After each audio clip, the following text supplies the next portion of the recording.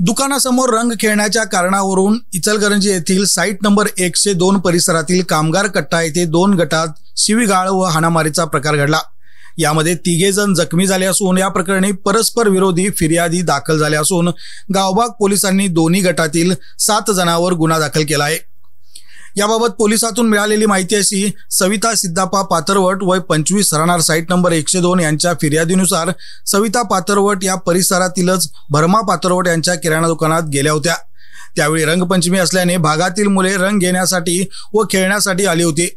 त्यावेळी मद्यप्राशन केलेल्या भरमा पाथरवट याने सर्वांना शिवीगाळ करत चौकात कुणी थांबायचे नाही असे म्हणत सविता यांच्या पतीला ढकलून देत, तर सिंधू पाथरवट हिने लोखंडी पाईपने सविताचे मामा चंद्रकांत शिंगाडे यांच्या हातावर मारहाण केली, तर महादेवी पाथरवट हिने सविताचे केस ओढत तिला हाताने मारहाण केली। तसेच रेखा पाथरवट हिनेही शिवीगाळ केल्याचे म्हटले आहे। या प्रकरणी भरमा पाथरवट, सिंधू पाथरवट, महादेवी पाथरवट व रेखा पाथरवट यांच्यावर गुन्हा दाखल करण्यात आला आहे।